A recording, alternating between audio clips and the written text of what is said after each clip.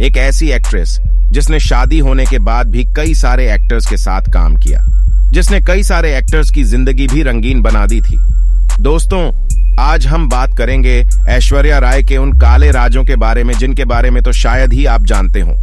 अभी के समय में वो भले ही बच्चन परिवार की बहू हो, लेकिन ऐश्वर्या राय के कुछ ऐसे राज है और काली सच्चाइयां हैं जिन्हें सुनकर तो आपके होश ही उड़ने वाले हैं।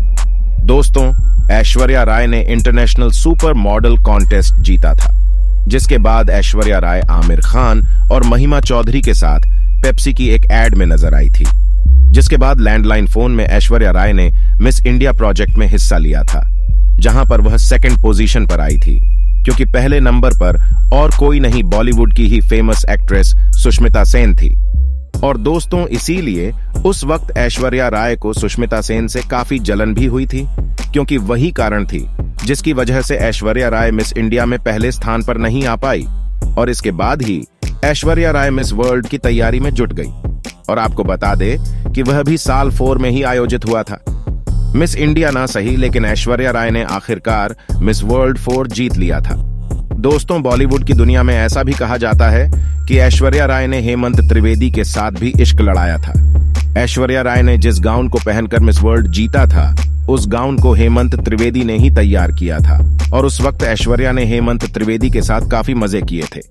लेकिन दोस्तों, आपको जानकर हैरानी होगी कि मिस वर्ल्ड जीतने के बाद भी उन्हें फिल्मों में लेने के लिए कोई भी तैयार नहीं था, जिसकी वजह से एक्टिंग में काम न मिलने की वजह से ऐश्वर्या राय 2 से 3 साल तक मॉडलिंग करके ही अपना जीवन चलाती रही।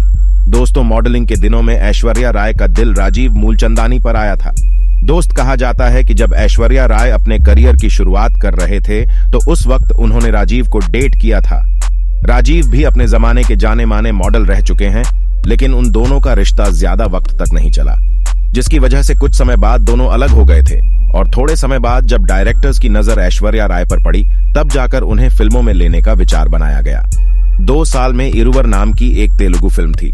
ये उनकी पहली फिल्म थी, और इसी साल उन्हें बॉलीवुड में भी एक मूवी मिल गई, और उस मूवी का नाम था और प्यार हो गया, जिसमें लीड रोल में दिखाई दिए थे बॉबी देओल और ऐश्वर्या राय। लेकिन ऐश्वर्या राय की पहली ही हिंदी फिल्म फ्लॉप साबित हुई थी। पहली मूवी फ्लॉप ही सही, लेकिन इसके बाद उन्हें फिल्में मिलना शुरू हो गई। लेकिन उस एड में ऐश्वर्या की किस्मत पर लगा हुआ ताला मानो खुल गया हो। उनकी फ्लॉप फिल्मों के बाद एक पहली फिल्म हिट हुई, और वो मूवी थी जीन्स। और बॉलीवुड में इन्हें तब सफलता मिली जब इनकी फिल्म हम दिल दे चुके सनम आई थी, जो कि अजय देवगन और सलमान खान के साथ थी। दोस्तों, ये फिल्म ऐश्वर्या राय के जीवन में किसी टर्निंग पॉइंट से कम साबित नहीं हुई।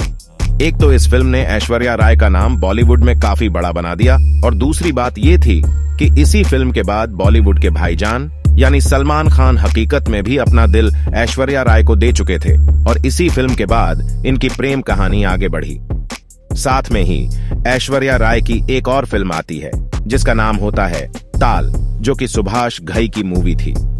और इस मूवी के बाद से ही ऐश्वर्या राय और सुभाष घई के किस्से मीडिया में काफी ज्यादा चर्चित होने लगे, जिसका कारण था कि सुभाष घई और ऐश्वर्या राय के अतरंगी फोटोज उस वक्त फैलने लगी थी, और मीडिया में ऐसी भी बातें फैली कि फिल्म ताल के लिए ऐश्वर्या राय ने सुभाष घई के साथ कॉम्प्रोमाइज किया है। लेकिन ये बातें जितनी तेजी से उठी थीं, उतनी ही तेजी से दब भी गई, जिसका कारण और कोई नहीं बल्कि सलमान खान थे, क्योंकि सलमान खान नहीं चाहते थे कि वो जिससे प्यार करते हैं उसकी इस तरीके की खबरें मीडिया में फैले। लेकिन ऐश्वर्या राय और सलमान खान की प्रेम कहानी के 1 साल बाद ही इन दोनों की आपस में लड़ाई की खबरें भी सामने आने लगी, जिसके बाद आखिरकार साल 2002 में सलमान खान और ऐश्वर्या राय का ब्रेकअप हो जाता है, जिसकी वजह से जितनी ज्यादा सुर्खियों में तो इनकी प्रेम कहानी नहीं थी, उससे भी ज्यादा सुर्खियों में इनका ब्रेकअप आ गया। दरअसल उन दिनों ऐश्वर्या राय ने मीडिया इंटरव्यू में ऐसा बताया था कि उनके ब्रेकअप की वजह यह है कि सलमान खान ने उन्हें फिजिकली, मेंटली और इमोशनली हैरेस किया है।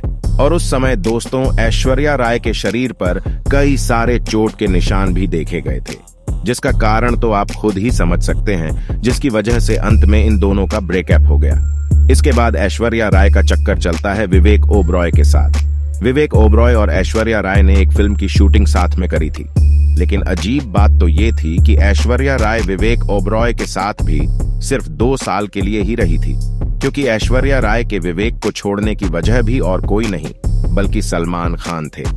दोस्तों, मीडिया रिपोर्ट्स के मुताबिक विवेक ओबरॉय ने एक प्रेस कॉन्फ्रेंस में यह खुलासा किया था कि सलमान खान आए दिन ऐश्वर्या राय और विवेक ओबरॉय को जान से मारने की धमकी दिया करते हैं और इन सब चीजों के चलते इन दोनों को अलग होना पड़ा और विवेक ओबरॉय ने अपने बयानों को साबित करने के लिए अपनी फोन कॉल्स रिकॉर्डिंग को प्रूफ के तौर पर दिखा दिया और इस प्रेस कॉन्फ्रेंस के बाद ही ऐश्वर्या राय ने विवेक ओबरॉय के साथ हमेशा के लिए दूरियां बना ली। लेकिन जब विवेक ओबरॉय सलमान खान की धमकियों से थक गए तो उन्होंने प्रेस के सामने बिना सलमान और ऐश्वर्या की परवाह किए बिना सलमान खान की असलियत लोगों के सामने ला दी।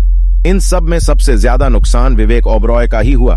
एक तरह से ऐश्वर्या ने भी उनका कई तरीके से इस्तेमाल किया था लेकिन बाद में उनसे रिश्ता तोड़ दिया और दूसरी तरफ सलमान खान विवेक ओबरॉय का करियर खत्म करने में लग गए।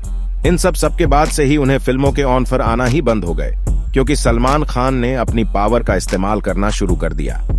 सलमान खान से ब्रेकअप करने के बाद ऐश्वर्या राय भी काफी ज्यादा प्रभावित हुई थी क्योंकि उन्हें भी फिल्मों के ऑफर आना बंद हो गए थे। साल 2002 में सलमान और ऐश्वर्या का ब्रेकअप हुआ और साल 2003 में ऐश्वर्या को कई सारी फिल्मों से निकाल दिया गया जिसमें चलते चलते मूवी का नाम भी शामिल है क्योंकि इस मूवी में शाहरुख खान के साथ ऐश्वर्या राय को रिप्लेस करके रानी मुखर्जी को लिया गया। इसके बाद साल 2004 और 5 के बाद ऐश्वर्या और अभिषेक का अफेयर शुरू हो गया और बाद में साल 2007 में ही दोनों ने शादी भी कर ली।